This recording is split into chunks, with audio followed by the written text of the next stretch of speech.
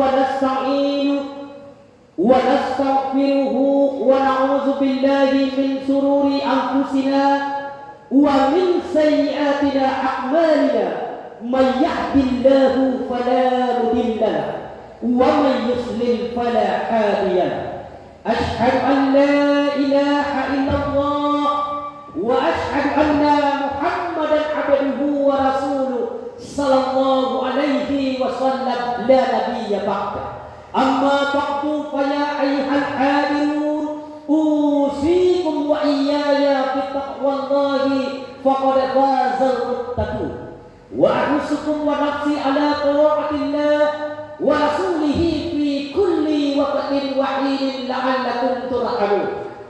Hadirin jamaah tarawih rahimakumullah, segala puji dan syukur marilah kita serahkan ke hadirat Allah Subhanahu wa taala yang telah memberikan rahmat beserta karunia-Nya kepada kita semua. Karena rahmat dan karunia beliau jual sampai kepada malam yang ke-24 kita masih bisa berkumpul di masjid yang kita cintai ini, Masjid Megah ini, yaitu Masjid Ar-Rahmah. Kemudian dari itu selawat beserta salam, mari pula kita doakan kepada Allah semoga dilimpahkannya kepada Nabi kita Nabi besar Muhammad sallallahu alaihi wasallam yang telah bersusah payah membawa umat mulai dari lembah kejahilan, lembah kemusyrikan, lembah kekafiran sampai kepada yang berilmu pengetahuan, beranak dan berakhlak mulia. Hadirin hadirat wa'as muslimin rahimahullah. Banyak dengan pertemuan kita dengan waktu yang terbatas ini, sebelum kita masuk kepada judul tausiah atau tema tausiah kita pada malam hari ini, alangkah baiknya saya memperkenalkan diri. Namaku Adi Mulyadi, alamat Tanjung Alam Bukit Tinggi, Kapak Kadai Maha dulu di Blok M, dibuka dulu. Makanya saya memperkenalkan diri, tidak tahu makanya tidak kenal, tidak kenal makanya tidak tahu. Itulah sekilas perkenalan. Baiklah, sebelum kita masuk kepada tema tausiah kita pada malam hari ini, baiklah yang sama-sama kita hormati pengurus Masjid Ar-Rahmah yang senantiasa meluangkan waktunya untuk mencarikan penceramah, pendakwah setiap malam. Mudah-mudahan dijawab oleh Allah Subhanahu wa taala. Selanjutnya minyak mama tibo sampai bakanyo, bayi sampai babarito, suluh bendang dalam negeri. Selanjutnya Bapak RT atau Bapak Lurah beserta jajarannya, dan selanjutnya kepada Bundo Kanduang limpah rumah dagang pada malam hari ini, yaitu 4 golongan manusia yang dirindukan surga. 4 golongan manusia yang dirindukan surga. Siapa-siapa nantinya hamba-hamba Allah ini dirindukan oleh surga Allah di perang mahsyar. Yang pertama yang dirindukan surga, talil Quran. Apa itu talil Quran? Orang yang selalu membaca Al-Quranul Karim. Saya bertanya kepada saudara-saudara yang sudah terawih bu, lihat bu, tadarus bu, lihat bu, baca batimu wahwahdi kutuah, lihat bu, bagus. Kalau seandainya tidak pernah lagi kita baca pedoman hidup kita ini Al-Quranul Karim, berarti kita telah membuat undangan kepada Allah Subhanahu wa taala. Coba kita rasakan, kita analisa, kita koreksi, dan kita renungkan. Kadang-kadang kita tengah melaksanakan ibadah di sana, sebagian saudara-saudara kita sibuk di luar sana dengan ibadah sesuai dengan nyanyian anak-anak Quran. Di sini dosa, di sana dosa, di mana-mana orang berdosa. Ini ibadah, itu ibadah, di mana-mana ada ibadah. Sebaik-baik manusia pasti ada kesalahannya.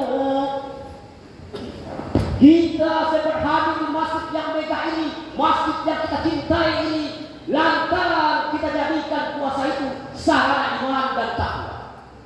Karena iman dan ketakwaan kita lah kita bisa sampai ke masjid ini. Betapa banyak saudara-saudara kita ibadah di sini. Saudara-saudara kita sebahagian ibadah di luar sana. Alhamdulillah kita telah menolak undangan Allah Subhanahu wa taala. Itu yang pertama. Yang kedua, nantinya di padang mahsyar yang dirindukan surga Allah, yaitunya wahafizil lisan. Orang yang selalu menjaga lisan atau lidah. Sebentar lagi sebahagian saudara-saudara kita akan mendatangi kita karena dia butuh kita.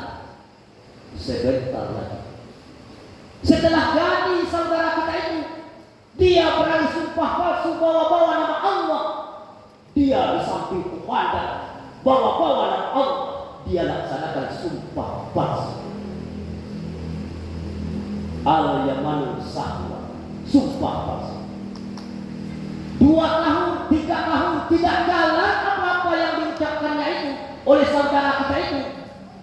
Ditegurlah oleh Allah Subhanahu wa taala dengan penyakit stroke, stres, jantung, gula, dan sampai sekarang ada nama penyakit tidak bisa dokter memberi nama.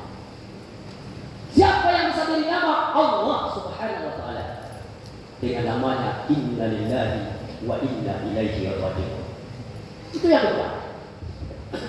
Yang ketiga, yang dirindukan surga Allah nantinya di padang mahsyar, yaitunya wa mu'minil ji'ah. Orang yang selalu memberi, yang suka memberi saudaranya yang kelaparan. Itu yang pertama. Yang ketiga, wa mu'minil ji'ah. Kita sebahagian hamba-hamba Allah ini dititipkan harta kekayaan oleh Allah Subhanahu wa taala, diamanahkan harta kekayaan oleh Allah Subhanahu wa taala untuk apa?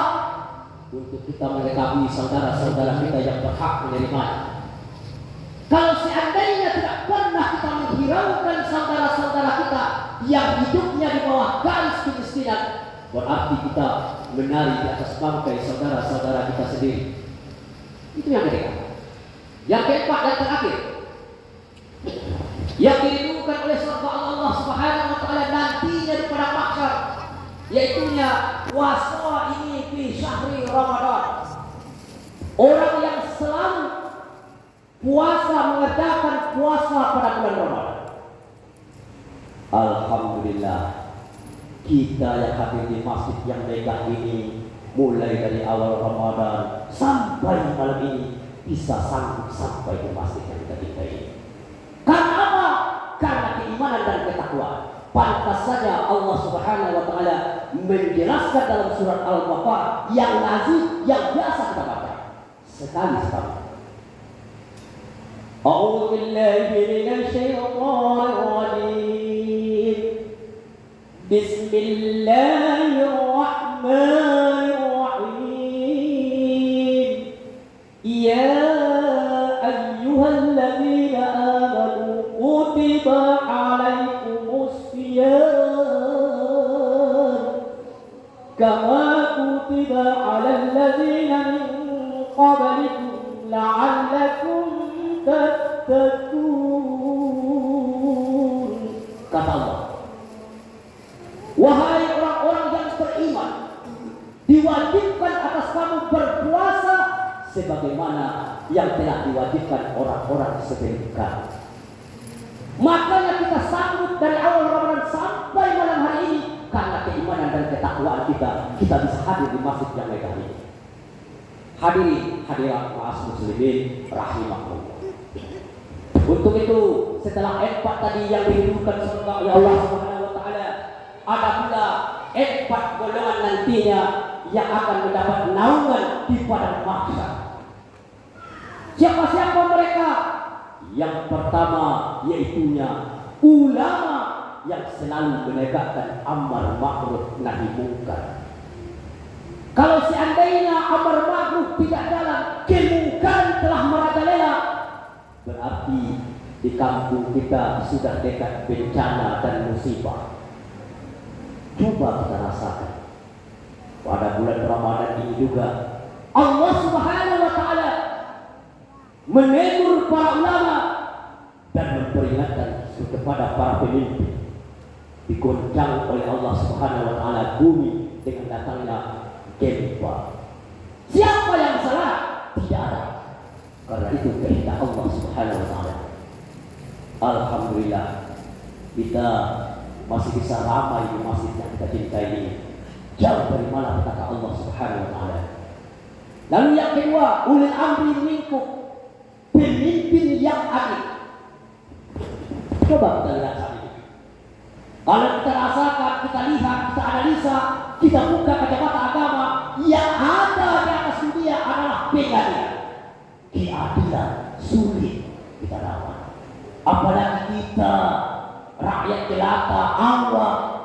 Pengadilan bisa dibeli dengan uang, pengadilan bisa dibeli oleh materi, dikalahkan oleh materi.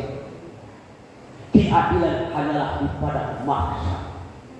Itu yang kedua. Yang ketiga, nantinya yang akan mendapat naungan dari Allah Subhanahu wa taala di padang mahsyar, yaitunya pemuda yang selalu terpaut hatinya di masjid. Saya kasih 2 jempol. Generasi muda kampung itu, kelurahan, sungai Durian. Alhamdulillah. Mari kita pertahankan ini generasi muda sampai hayat kita.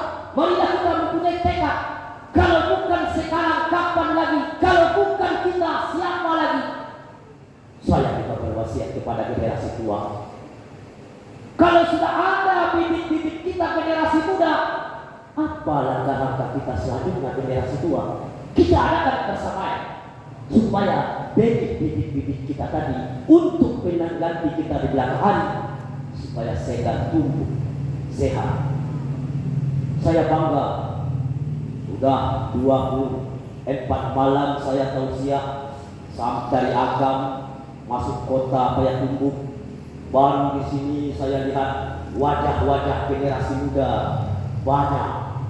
Mudah-mudahan apa-apa yang kita laksanakan pada bulan Ramadan ini diijabah dan diberi pahala lipat ganda oleh Allah Subhanahu wa taala. Yang terakhir yaitunya yang akan mendapat naungan di padang mahsyar nantinya, hamba yang selalu bersedekah pada bulan suci Ramadan. Pada bulan Ramadan sesuai dengan nyanyian-nyanyian anak pondok juga. Mari bersama membayar zakat, kita tunaikan dengan niat. Setiap tahunnya sekali saja, setiap tahunnya sekali saja. Karena itu perintah Allah dalam rukun Islam keempat. Begitulah sedekah. Kalau kita berbicara masalah sedekah, sedekah itu terbagi 2. Yang pertama sedekah wajib. Apa yang dikatakan sedekah wajib? Sedekah wajib juga ada 2. Yang pertama, harta yang dititipkan dan diamanahkan oleh Allah Subhanahu wa taala kepada kita, apabila sudah sampai di harta kita itu tidak pernah kita keluarkan zakatnya, insya Allah Allah sendiri yang akan mengambil zakat dari dalam harta yang kita miliki. Itu yang pertama. Yang kedua, zakat fitrah. Kita berpuasa sampai 1 Syawal, Idul Fitri, insya Allah tidak pernah kita keluarkan zakat fitrahnya, berarti tidak ada apa-apa di hadapan Allah. Yang namanya zakat fitrah kita keluarkan sebelum khatib naik mimbar, itu yang zakat fitrah. Coba kita lihat Sebahagian tempat-tempat ibadah, musola, masjid sudah 1 minggu siap Lebaran dan Idul Fitri masih menuntut itu beras dari masyarakat. Saudara-saudara kita, bagaimanakah kita yang sudah berzakat fitrah? Itulah resikonya ambil zakat. Jangan main-main, ini agama. Kalau gelap pakai penerangan, pakai lampu. Kalau hujan pakai payung. Yang penting zakat fitrah yang telah kita kumpulkan itu kita berikan kepada saudara-saudara kita yang berhak menerima. Itu masalah zakat, sedekah wajib. Bagaimana pula sedekah sunnah? Kita laksanakan puasa siangnya, malamnya kita ikuti ibadah-ibadah tarawih, tausiah dan lain-lain sebagainya. Bersedekah kita waktu itu ikhlas, insya Allah diterima oleh Allah Subhanahu wa Ta'ala. Bersedekah kita tidak ada pahala, bersedekah kita dapat pahala. Itu bedanya wajib dengan sunnah. Pantas saja baginda Rasulullah menjelaskan pangkat yang paling tinggi di atas dunia adalah kematian. Ulama belum tentu ulama, orang kaya belum tentu orang kaya, pejabat belum tentu pejabat, tentara belum tentu tentara, polisi belum tentu polisi. Kematian pasti akan kita temui. Hadirin maaf muslimin rahimah. Kenapa pemuda-pemuda dahulu terlalu bertinggi masalah ibadahnya, akhlaknya kepada kedua orang tuanya ketimbang pemuda kita saat ini?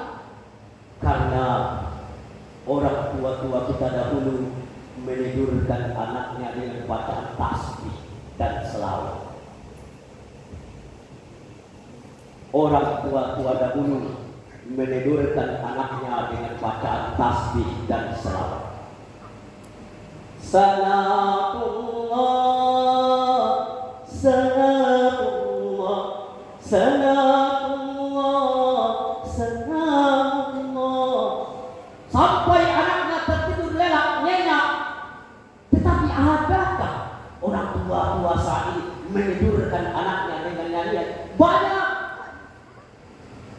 Sebahagian orang tua-tua saat ini menidurkan anaknya dengan nyanyian viral, nyanyian favorit, nyanyian tenar. Sebahagian orang tua-tua saat ini menidurkan anaknya dengan nyanyian favorit. Sakitnya tuh di sini, dia. Makanya anak-anak saat ini mempunyai sifat sakit hati. Sukses saudaranya, hatinya sakit. Berhasil temannya, hatinya sakit. Salah siapa? Kita orang tua. Kadang-kadang lantaran kesibukan istri kita mengadakan peralatan untuk berbuka bersama di tengah-tengah keluarga, disuruhlah kami bapak untuk melihatkan anak berbagi. Kadang-kadang kami terlalu tanya kepada bayi kita. Kadang-kadang kita terlalu anak sia itu sudah jelas anak kita ditanya lagi. Bagaimana kalau seandainya waktu kita tanya itu bayi kita diizinkan oleh Allah Subhanahu wa Ta'ala berbicara, mungkin bayi kita jawab anak sia itu, anak tetangga pak, anak tetangga bu. Apa yang akan terjadi?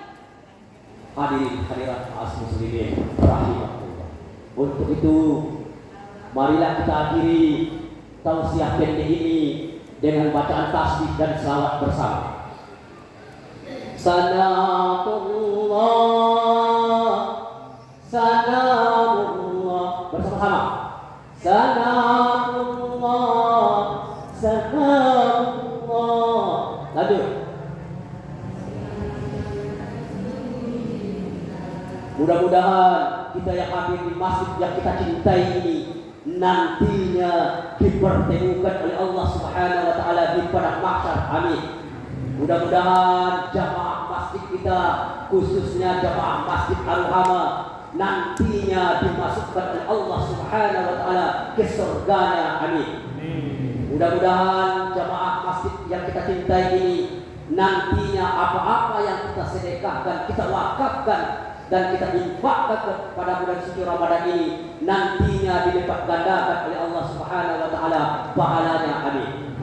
Mudah-mudahan jamaah yang kita cintai di masjid yang kita cintai ini, jemaah masjid yang kita cintai ini, nantinya umur kita disampaikan oleh Allah Subhanahu wa taala, yakninya pada Idul Fitri, yaitunya hari kemenangan. Amin. Kalau seandainya di padang mahsyar nanti ibu masuk surga, saya masuk neraka, jemput saya ya Bu. Ya Bu. Nantinya di padang mahsyar nanti kita dipertemukan oleh Allah Subhanahu wa taala. Ibu masuk surga, saya masuk neraka, jemput anak ibu ya Bu. Ya Bu. Tetapi kalau seandainya saya masuk surga, ibu masuk neraka, maaf Bu, saya tidak bisa jemput ibu. Karena surga dan neraka jawabannya adalah di dunia saat ini. Coba pada kata hidup batali-tali nan cakul salam nyalang kata kini salam menjadi. Wabillahi taufiq wal hidayah. Assalamualaikum warahmatullahi wabarakatuh.